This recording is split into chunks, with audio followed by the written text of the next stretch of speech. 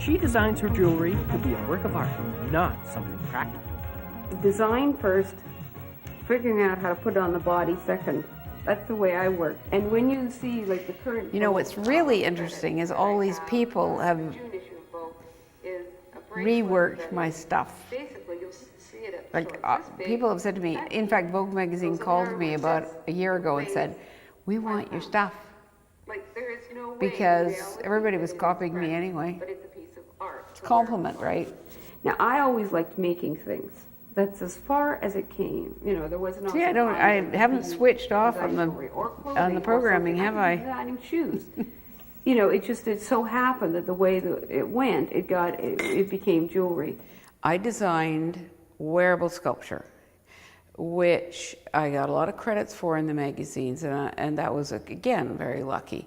And I did that in my basement for maybe 4 or 5 years until I rented an office space downtown. And then after that, I decided that if I was going to take myself seriously, grow up and get a factory. Sometimes you have so many customers in the room at once, and they all want your attention. They all know you because they came into your showroom because you're marketing. After about 5 years in jewelry or wearable sculpture, I got exceptionally bored because I must always move on and keep learning. And so I started doing resin tabletop. And then from there moved on to resin and steel and brass furniture.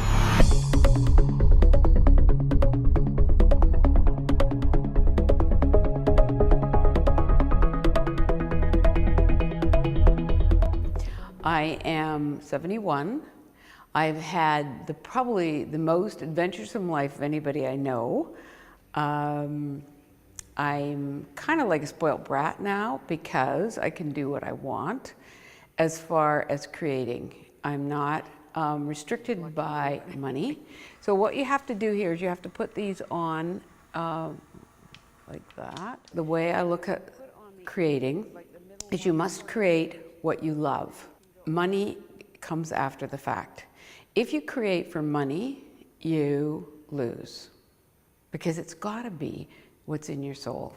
And they constantly are moving because that's just the way we want it to be, like a moving sculpture.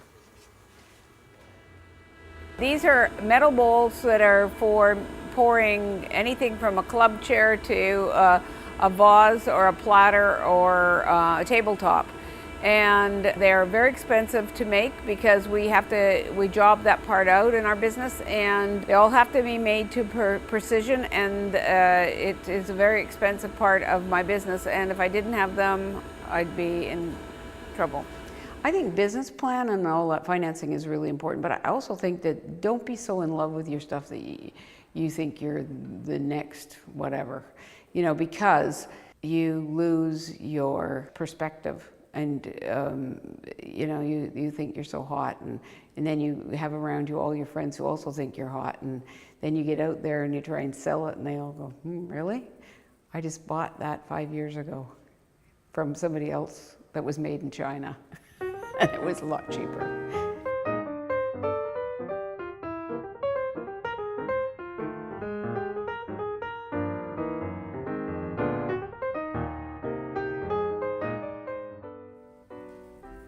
Managing staff.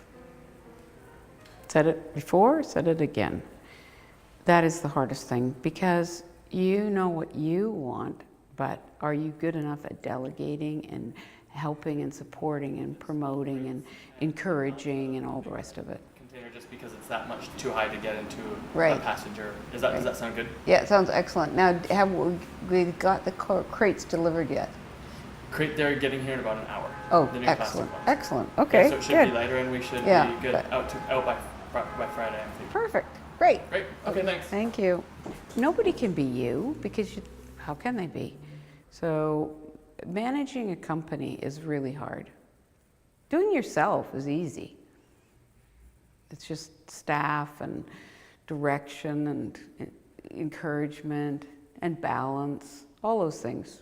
really hard. But you know, you have to have a sense of humor, and you have to take your life and go, oh well, you just carry on, and you know, you just have to have fun and not to be too serious. That's another thing. See, these people who work 18 hours are crazy because they might have buckets of money, but so what? You know, you got to have a happy life. And the reality is, what percentage of my time is actually doing the art, and what percent is managing staff and running the business and being practical and getting up early, going to bed early, working out, doing yoga. You absolutely have to do two to balance, always balance. Yeah, because Randy said there was a bunch of thick marble, but I couldn't see any. There's one triangle there. One piece here. I was always afraid that they wouldn't like it or it wouldn't work. And when I got into my 40s, I kind of thought to myself, hey, you've managed this long to get it together and figure it out, so start trusting yourself. So it just slowly comes as you slowly grow up.